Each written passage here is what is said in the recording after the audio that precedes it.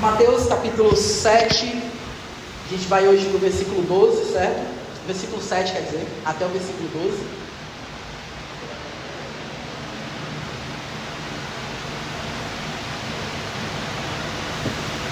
Queria te convidar a ter, inclusive, o costume de trazer um caderno para anotar. Quando abrir a Bíblia, abra a Bíblia, mantenha aberto. Às vezes as coisas que a gente vai falando aqui, a gente não vai voltando exatamente o texto, mas a gente vai uma citação, uma coisa ou outra. E é importante que você vá conferindo nas escrituras, para ver se faz sentido para você, ler, anotar e depois tentar repassar, mesmo que seja uma pequena parte do sermão, uma pequena parte do texto que foi exposto. Repassar isso para alguém, para um filho, para um amigo, para um parente, um colega de trabalho. Isso tanto te ajuda, nos ajuda, né? A aprender, a amadurecer um pouco mais na fé, como a cumprir nossa missão também, né? Isso é uma coisa prática, assim. Para a gente que ensina, a gente acaba aprendendo um pouco mais profundamente do que se a gente tivesse só lido ali, dado aquela estudada. Então eu te convido, principalmente nesse novo momento como igreja que a gente está vivendo, né? Que a gente quer trabalhar mais essas disciplinas espirituais e trabalhar também a nossa missionalidade, né? O nosso senso de responsabilidade, de missão, de cooperação no reino de Deus. Então te convido a cada domingo fazer isso, nos momentos que você tiver a oportunidade de ler as escrituras também. Diz assim a palavra do Senhor, versículo 7: peçam e será dado a vocês, busquem e vocês encontrarão, batam e a porta será aberta a vocês, pois todo aquele que pede, recebe, o que busca, encontra, e aquele que bate, a porta será aberta. Qual homem do meio de vocês, se o filho pedir pão, lhe dará uma pedra? Ou se pedir peixe, lhe dará uma cobra? Portanto, se vocês, apesar de serem maus, sabem dar coisas boas aos seus filhos, quanto mais o seu Pai, que está nos céus, dará coisas boas aos que lhe pedirem.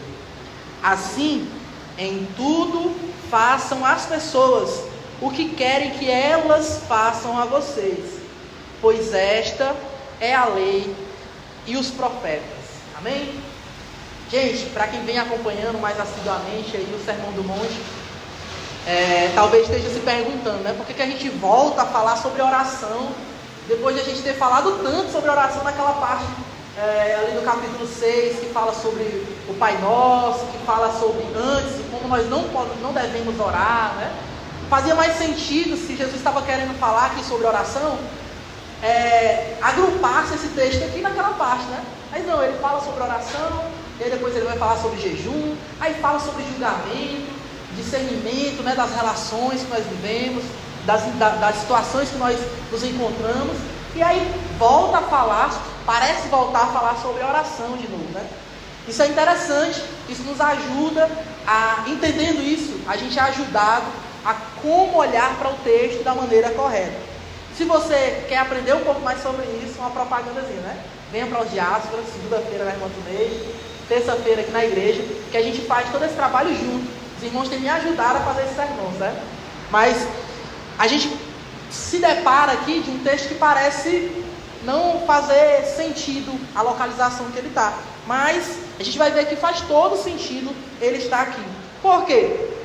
Porque a gente encontra no Sermão do Monte aqui, Jesus lidar com a hipocrisia do povo. A gente encontra Jesus lidar com esse julgamento, né? No texto anterior, Jesus está falando sobre o tipo de julgamento presunçoso, que olha apenas o pecado do outro, mas não enxerga o seu próprio, que lida de maneira legalista, com uma moral assim, superficial, né? Com as pessoas, e não entende o lugar que ele mesmo habita, esse julgador, né? A gente viu que ele não está colocando em ênfase aqui o pecador, não o pecador que está sendo acusado, né, mas aquele que está se colocando no lugar de juiz, está se colocando no lugar que Deus ocupa, né, e não no lugar de pecador, igualmente com aquela pessoa que ele está julgando, está discernindo a situação. Então Jesus ele dá um passo decisivo, quando após ele abordar esse tipo de coisa, a hipocrisia, a superficialidade das interpretações religiosas, esse julgamento presunçoso, esse julgamento injusto, né, que ele tá apontando aqui, ele vai falar, ele vai reconhecer, ele vai fazer meio que um chamado a essa maturidade espiritual. Uma maturidade que discerne as relações, não de maneira rasa, mas com amor, com misericórdia, com escuta, entendendo qual que é a dor do próximo. Jesus vai mostrar que é necessário entender o nosso lugar primeiro, antes de dar um passo à frente e lidar com o problema do próximo. A gente viu que Jesus não está falando aqui sobre relativizar o pecado, ou não está falando aqui sobre tapar os olhos para o que as outras pessoas, o que o nosso irmão está fazendo de errado. Não é sobre isso. Mas ele nos ensina a olhar primeiro para o nosso pecado, para então a gente entendendo que fomos alcançados por essa graça, a gente agora consegue olhar por graça para o próximo. A gente consegue olhar para o outro, assim como Deus olhou para nós, quando outrora éramos inimigos de Deus. Então Jesus ele está nos convidando a esse passo de maturidade espiritual. Por isso que antes de concluir o Sermão do Monte aqui, ele faz o quê? Ele nos conduz ao lugar certo para que esse cálculo matemático aqui dê certo, né? Ah, beleza, eu não vou julgar o próximo, eu preciso discernir cada situação é uma coisa diferente, preciso amar essa pessoa, beleza, até aí tudo bem. Só que parece ser muito difícil isso. Parece que ele está nos levando aqui a uma ética que é impossível para o nosso coração corrompido. Por quê? Na hora que eu vejo o irmão caído, e principalmente se essa queda, se aquilo que ele fez me atingiu diretamente, o primeiro impulso que eu tenho é apontar o dedo e falar assim, está errado. O primeiro impulso que eu tenho é falar assim, você deve morrer, como aquele exemplo que a gente usou no domingo passado. A primeira coisa que a gente faz leva diante de Deus, né? Leva diante de Jesus e fala assim, ó, adulterou, e aí a lei diz que precisa apedrejar. Aí Jesus fecha os olhos para o que aquela mulher fez? Não, ele fala, vai, não peques mais. Mas antes ele olha para aquelas pessoas e fala assim, ó, começa aí o primeiro que não tem pecado, né? Então ele nos aponta primeiro para a nossa questão. Então Jesus está nos chamando aqui para um lugar onde essa ética é possível. Um lugar onde a gente vai passar a conseguir julgar de maneira justa o próximo. Está nos chamando aqui para uma justiça segundo o reino de Deus. E não a justiça segundo os fariseus, segundo os líderes religiosos, ou segundo os líderes, os religiosos da nossa época, né? Os religiosos da nossa época é o ímpio, não, né? Somos nós, estamos aqui.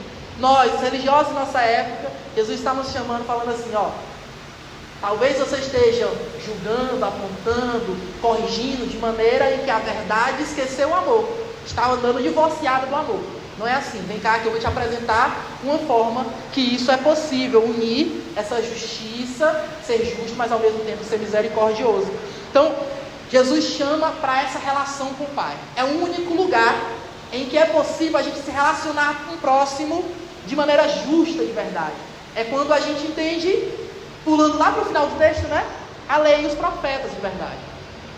Quando a gente olha, por exemplo, para os 10 mandamentos, para o decálogo, a gente fala sobre os mandamentos que falam sobre a relação de Deus com o homem, do homem com Deus, mas também da relação nossa com o próximo. E aí parece que isso pode ser apartado, né? Mas não, é uma lei só ali. Jesus resume isso e diz, ama a Deus e ao próximo.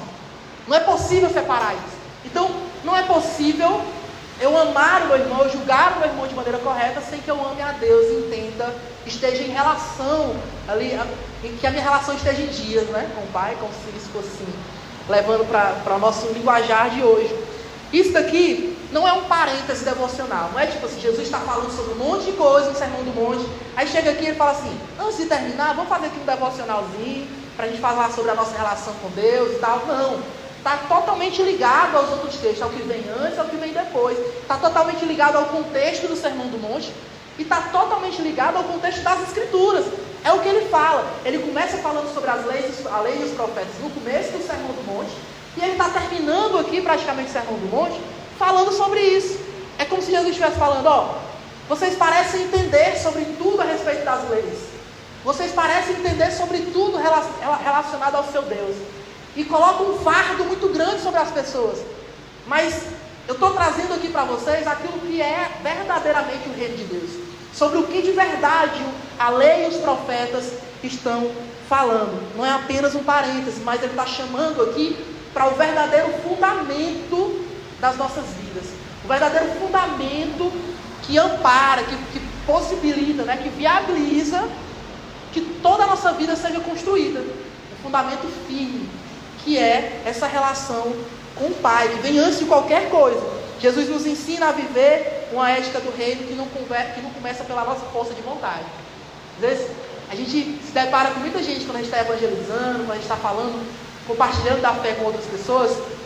A gente enxerga as pessoas falar assim, né? Não, quando for a hora, né? Não, quando estiver preparado. E aí, às vezes, transmite uma ideia de que é pela nossa força de vontade que as coisas vão acontecer. Trazendo para o nosso contexto aqui, né, de revitalização, às vezes parece assim, não, é simples. Vamos organizar, vamos fazer uma projeção financeira, vamos fazer uma projeção de como a gente vai fazer os projetos para alcançar novas pessoas. E tudo isso é bom, mas tudo isso não é suficiente se a nossa relação com o Pai não fundamentar todas essas coisas. Não é pela nossa força de vontade, mas é por aquilo que é, antes de tudo, gerado dentro de nós.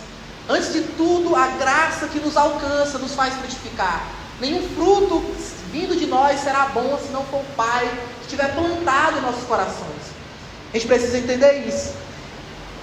Não é por força de vontade, mas é por dependência de Deus. Não nasce dessa autossuficiência, mas da confiança em um Pai. Não qualquer Pai. O texto fala aqui que não é qualquer Pai mau, não. É por um Pai que é bom, que é perfeito. Tudo começa a partir daí. Toda a justiça, toda a análise, todo o frutificar da nossa vida nasce dessa relação desse Pai que é bom. Então a pergunta que fica é: como é que nós vamos viver essa justiça do reino sem cair nesses legalismos, sem cair nesse medo, né? Que às vezes o medo do que as pessoas vão pensar, do que vai parecer, ou até mesmo do nosso egoísmo, né? Faz a gente agir com o outro de uma maneira que às vezes a gente até sabe que não deveria agir daquela forma. Mas o medo, o nosso egoísmo, as nossas problemáticas que a gente enfrenta antes de julgar o outro, corrompe todas as outras coisas. O texto aponta aqui que o grande problema revelado por Jesus é que o nosso coração ele tem dificuldade de confiar em Deus. A gente tem dificuldade de confiar no nosso Deus. Porque quando essa confiança falha, a gente tenta compensar isso como? Controle. Se alguém não está frutificando da forma que eu acho que eu estava comentando com Israel um tempo desses. Eu acho que no final do ano passado, naquele tempo ali de projeção, revitalização, aqueles momentos, algumas pessoas saindo, as pessoas perguntando, querendo saber como é que seria alocado aqui para frente, né? E aí eu comentei com Israel, pelo WhatsApp até, falei assim, mano, pior que a gente sabe como é que a gente faz, e é fácil de fazer isso aqui cheio de pessoas. É fácil, velho. Não é difícil fazer. A gente sabe fazer assim. Em algum momento da minha vida eu fiz assim. Só que para mim não faz muito sentido mais hoje, conhecendo esse Deus, fazer o que é fácil. Então, de alguma forma, colocar métodos que ingessem as pessoas, que coloquem algum tipo de controle sobre as pessoas, não é difícil de se fazer. Por muitos momentos eu encontro situações assim nos aconselhamentos, que eu vejo que as pessoas confiam naquilo que eu estou falando. Às vezes a pessoa não tem um conhecimento bíblico mais amplo e confia, acredita naquilo que eu estou dizendo. Olha a responsabilidade que é jogada sobre nós. Da mesma forma, quando você vai falar como igreja para outras pessoas, uma responsabilidade cai sobre nós. Então é muito fácil a gente, diante desse medo e do nosso egoísmo, querer fazer com que as pessoas ajam da nossa forma. Ontem mesmo eu estava falando com o Iago, né? O Iago falando assim, eu vou trazer um teclado lá para a gente usar lá na igreja. Eu falei assim, meu Deus, quanto mais eu oro, menos minha igreja fica roqueira. Teclado. O teclado aqui já sumiu, né? Não foi o pastor, viu? Então, a gente tem esse problema para lidar. Diante do medo, diante dessas situações difíceis, o nosso egoísmo costuma querer controlar as pessoas, costuma querer, de alguma forma, impor uma rigidez moral, se autoproteger. E isso é o impulso do nosso coração corrupto. Mas é isso que o texto está contando também de problema daquela época.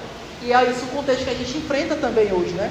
Sem perceber, a gente quer viver o reino sem depender do rei. Coisa louca, né? O reino ali vai virar o quê? Caos.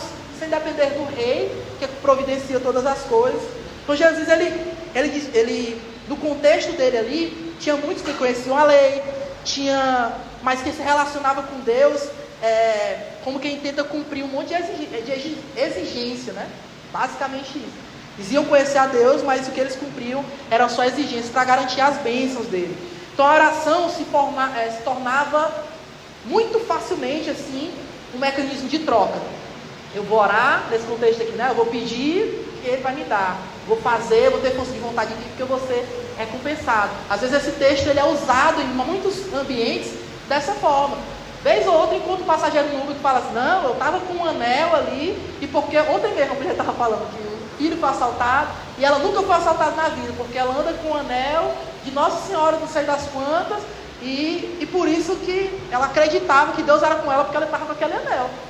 Às vezes a gente não tem um anel desse, mas a gente tem a emblema de somos crentes, de que estamos na igreja todo domingo, né? A gente tem esse tipo de coisa assim, a nossa moda, né? Então, esse tipo de coisa ele produz uma religião que ela é dura, né? Que ela é exigente com os outros, que ela é ansiosa diante de Deus, quer que Deus responda agora, para ontem, não consegue esperar, não consegue disfrutar dos processos, não consegue viver cada etapa, né? Mas ela é incapaz de gerar esse tipo de amor que é genuíno, que não impõe nada, né? Mas que desfruta juntos dessa relação com o próximo. A gente consegue traduzir isso para os nossos dias, né? Quando a gente ora pouco, por quê? No fundo a gente não espera resposta, porque a gente não confia em Deus. Então a gente ora pouco, porque a gente pensa que Deus não vai responder. Não, tem uma coisa que é tão difícil, que eu não vou nem orar, eu vou só bater aquele ponto assim, né? Deus, o Senhor sabe, né? Não vou nem orar, não me entrego, não confio de verdade em Deus. As minhas palavras não expressam isso. A gente até faz isso no público, mas quando é no nosso individual, a gente não liga muito, porque não vai fazer muito sentido, a gente não acredita no fundo, né? Ou então, quando a gente ora muito, a gente tenta controlar Deus, né? Estou orando, Deus, eu quero isso daqui, você já vai ter que fazer isso. Aí é o outro extremo, né? Ou então, quando a gente tenta viver essa ética apenas pela disciplina e não pela dependência, né? Devocional todo dia é bom? Mas isso não vai gerar nada na sua vida. O que gera alguma coisa na sua vida é Deus, por sua infinita graça. Bem? Então, resultado disso tudo, desse problema, gente. A gente gera um tipo de cristianismo que é cansado, um cristianismo que tem preguiça. Esses dias eu estava conversando com uns colegas, assim, meio vai entender quem é, mas vou resguardar a identidade, né? Mas um dia desse a gente estava conversando com uns colegas da gente, e aí falaram assim, eu tô com preguiça, queria nem ir para a igreja amanhã. E aí o outro pegou e falou assim, eu também não queria mesmo não. Aí eu fiquei pensando assim, quantas vezes eu também não pensei nisso? Talvez eu só estava lá, eu não cogitei isso, porque eu era o pastor e tinha que estar lá. Quantas vezes isso não aconteceu? Isso não é algo que é para ser... Isso é algo que acontece? Acontece, somos pecadores, somos limitados, sim. Mas isso é algo que a gente precisava, que a gente era para ser normalizado? Não. Porque era para nós estarmos aqui, não porque nós precisamos estar. Não porque na segunda-feira o pastor vai me mandar mensagem, ei, sumiu, o que aconteceu? Não. Mas porque eu queria estar ali de verdade. Entendeu? Então, eu não sou aquele tipo de cristão cansado. E quando alguém fala assim, ei, vamos fazer um evangelismo, ei, vamos montar um projeto, ei, vamos fazer isso daqui, ei, vamos lá em casa para a gente orar junto. Ei, não tenho tempo, é cansado. E aí isso contamina os outros. Quando a pessoa fala aí, estagna os outros também, ficam naquele negócio engessado, que desanima todo mundo. Como é que a gente tem sido, né? É esse tipo de coisa que essa postura diante de Deus gera na nossa vida. Então o problema aqui não é a falta de informação espiritual, mas a falta de confiança de filhos de verdade em seu Deus. Mas Jesus ele nos responde a esse problema, né? Jesus ele não nos deixa ao léu.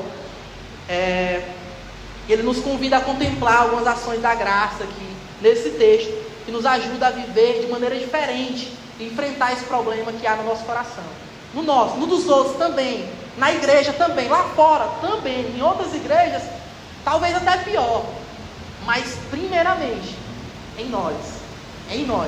A palavra primeiro nos convida a olhar para nós. Não é para as pessoas que não estão aqui, certo? É para as pessoas que estão aqui, para nós. Jesus responde isso convidando a gente para uma relação que é viva e não cansada ou morta com Deus. ele não apresenta aqui uma fórmula mágica, né? Seria muito fácil a gente chegar e falar assim, não, ó, ora tantos Pai Nossos pela semana aqui que vai dar tudo certo, serve ser perdoado. Não, mas não é uma fórmula. Isso não acontece assim. Não é uma fórmula mágica da paz, né? Mas um caminho. Olha como o texto nos apresenta aqui a dependência, a confiança em Deus. Pede, busca, bate. Parece o texto está nos apresentando um tipo de perseverança. Não de controle sobre Deus, mas de perseverança. De alguém que confia tanto em Deus que persevera e não desiste. As coisas, na verdade, quanto mais está orando, as coisas estão piorando. Quanto mais a gente está orando, as coisas estão indo ladeira abaixo. Mas a gente persevera. Persevera, porque não é aquilo que a gente está vendo, é a certeza daquilo que nós cremos. Esse Deus nos alcançou, a gente tem certeza daquilo que a gente experimentou em Deus. A gente tem certeza do que Deus nos tirou. Então é baseado nessas promessas. Deus aqui, a palavra aqui não está falando, ó, pede, talvez ele vá responder. Não, ele está falando, é uma promessa, falando, vai ser respondido. Vai ser, no outro versículo aqui ele vai dar uma ajustada, né? Mas ele está falando, pede que vai ser respondido. A porta vai abrir. Ah, mas está piorando. Que importa? Não olha para o mundo e se desespera. Não olha para os apocalipses políticos que você vê. Não olha para as crises financeiras que você enxerga, para as guerras que você olha no mundo e se desespera. Porque se tem alguém que não precisa se desesperar, somos nós. Porque nós estamos seguros naquele que nos prometeu algo firme, que nós podemos nos agarrar.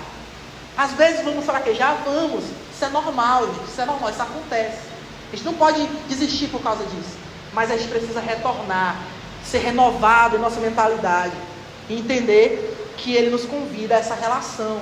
A graça começa quando a gente reconhece a nossa dependência e nós descansamos na bondade do Pai. O primeiro movimento é que essa graça ela nos convida a uma oração que ela é perseverante e relacional. A graça ela nos liberta da oração mecânica e nos chama para uma conversa contínua. Às vezes,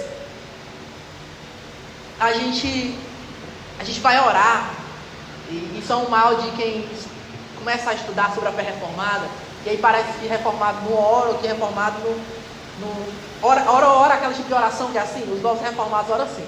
Não, Deus, fulano está precisando ser curado, mas assim, se o Senhor não quiser, tudo bem. A gente fica tentando mostrar para Deus, falar assim, ó, Deus, assim, eu estou pedindo, mas o Senhor sabe, né? Eu não estou querendo insistir, eu não estou querendo mudar a tua vontade, não. Deus. Parece que a gente está dando aula para Deus e como Ele vai fazer ou não fazer. E não está se relacionando com Deus como filhos que falam com o Pai. Como um filho que às vezes, no desespero, ora errado mesmo, mas ora sincero. Às vezes falta sinceridade no meio de tanta verdade que a gente ora diante de Deus. No meio de tanta teologia, de tanta formalidade, a gente precisa fechar a porta do quarto para ver se a gente ora como um filho pede o Pai. E aí, estando diante do Pai, Ele vai responder. Jesus não se apresenta aqui como um juiz distante. Ele se apresenta como um Pai presente na nossa vida, perto de nós, que sente, que contempla as nossas dores, que enxerga a nossa situação. Não faz vista grossa para isso, não faz isso. A gente precisa experimentar, essa graça nos convida a isso, a experimentar esse tipo de oração. Segunda coisa é que essa graça ela nos revela um Pai que é bom, como eu falei, não um juiz distante. Quanto mais o Pai de vocês que está nos céus, né? O texto apresenta assim: vocês que são maus conseguem dar coisas boas ao filho, quanto mais o Pai, que é perfeito, que é justo, não dará coisas ainda maiores a vocês. O que o texto está falando aqui? É que talvez nossa expectativa esteja corrompida. A nossa expectativa, nosso anseio de querer agora, de querer do nosso jeito, nos faz nos decepcionar com Deus às vezes. Porque a gente quer que Deus esteja ali na nossa coleira, fazendo o que a gente indo para onde a gente quer que Ele vá, tudo. E graças a Deus que não é assim, né? Graças a Deus que Ele é nosso Pai. E Ele não é apenas um patrão ou alguém estranho a nós, ou um tirano sobre as nossas vidas. Não, Ele é Pai. Então, a graça ela nos ensina que Deus responde não como nosso servo, né? Não como alguém que é nosso escravo, que é guiado por nós, mas como um pai que é sábio e que é amoroso. É interessante, né? O texto promete que a gente vai receber. O texto afirma que esse pai, ele vai responder melhor do que qualquer outro pai responderia, porque ele é bom. Porque ele é bom. Isso significa o quê? Que ele vai responder. Às vezes a gente não está esperando o tipo de resposta que Deus está mandando. Às vezes a resposta é não entregar, ou não entregar naquele momento. Às vezes a gente está precisando viver alguns processos e que Deus permite que algumas coisas aconteçam. Então, a gente precisa, em oração, eu acho que dá para apelar para a nossa experiência assim, pessoal, isso, né? E, claro, cada um tem a sua experiência pessoal com Deus. Mas quantas vezes a gente não ajoelhou, certos de que precisavam muito de algo, e a gente ajoelhou e chorou e orou a Deus, e quando a gente levantou, a gente estava assim, eu nem queria ver, porque a gente saiu convicto de que na verdade aquilo não era a vontade de Deus, porque meio que o nosso coração sai mais alinhado assim, né, com Deus, a gente sai mais certo daquilo que Deus quer, e daquilo de qual que é a vontade de Deus. Então a gente não pode viver um tipo de teologia ou um tipo de vida que é intelectualmente sábia, né, cheia de conhecimento, mas vazia de relação com o Pai. Porque é possível a gente ser bem intelectual e não ter nenhum tipo de relação com Deus, ou um tipo de relação superficial. Isso não nos leva a lugar nenhum, só nos leva ao problema que a gente expôs no início. Terceiro, a graça, ela transforma a nossa relação com o próximo. Como eu falei, né? Aquela primeira parte do capítulo só é possível quando a gente tem isso daqui. Isso daqui é o caminho. Jesus está falando assim, ó, façam isso. E é assim que vocês vão conseguir fazer. Porque essa graça transforma a nossa relação com o nosso próximo. Quando a gente começa a amar a Deus sobre todas as coisas, amar ao próximo como a si mesmo, fica possível, fica viável. Porque a gente aprendeu a amar a Deus sobre todas as coisas. O último versículo ele fala, né? Sobre aquilo que a gente conhece como uma regra de ouro, né? Que a gente nos convida a fazer para os outros aquilo que nós queríamos que fizessem conosco, né? Que os outros fizessem conosco. E é uma coisa que eu compartilhei aqui no Diáspora. O texto não fala assim, não façam com os outros aquilo que vocês não querem que eles façam com você. Não é uma ordem passiva. Ele não está nos chamando a falar assim, ó, não, fica aí no teu cantinho e não faz nada que tu não vai gostar que os outros façam contigo. Não faz não. Pelo contrário, ele está falando assim, ó, você está aí, haja de maneira ativa, entenda a sua responsabilidade com o outro, faça com o outro aquilo que você queria que ele fizesse com você. Ele está nos chamando a sair da nossa zona de conforto e ir em direção ao próximo. Não é viver de maneira, por isso que eu não entendo a nossa fé ser vivida de maneira individualista, trancada na sua casa, vivendo a sua vida. Eu posso falar, né, uma vida medíocre, porque é isso. A gente pode ter todas as coisas do mundo, a nossa vida vai ser medíocre se nós não temos essa relação com o nosso Pai e com os nossos irmãos. Quando nós não saímos da nossa zona de conforto, do nosso comodismo, das nossas relações que nos unem por afinidade, e a gente se desafia aí de encontro a pessoas que às vezes trazem uma dificuldade para a nossa vida, de certa forma, e se propõe a ajudar o outro, e claro, uma via que é de mão dupla, sempre a gente aprende e é moldado dia após dia. Então essa graça, ela nos convida a uma fé que é ativa e não passiva. Então esse versículo aqui, ele é decisivo quando ele fala que assim, no começo do versículo ele fala assim, ou então talvez na sua tradução, fale portanto, ele está falando que esse que ele vai falar agora, ele está falando relacionado ao que ele acabou de falar anteriormente. Então sabe, toda essa relação aqui de pai e filho, do pai bom, que consegue dar coisas boas aos filhos, do bater e tal, e do que você vai receber, a porta vai ser aberta, tudo isso aqui no final tem ação, tem total relação com esses outros versículos que a gente acabou de ler. Então Jesus ele encerra aqui o Sermão do Monte, encerra aqui nessa parte do Sermão do Monte, nos lembrando de algo que é essencial. O reino de Deus, ele não é sustentado pela nossa força, mas pela bondade do Pai. Pedir, buscar e bater não nos torna fraco, não, pelo contrário. Talvez para um mundão aí isso nos torna fraco. Pedir é algo que às vezes é humilhante para a gente. É humilhante. A gente não leva essa perspectiva quando a gente vai orar diante de Deus, né? A gente pede a Deus assim de maneira, né? Mas a gente não percebe que se a gente fosse fazer isso para qualquer outro irmão, isso seria mais, não quero pedir. Pedir às vezes nos coloca em dependência do outro.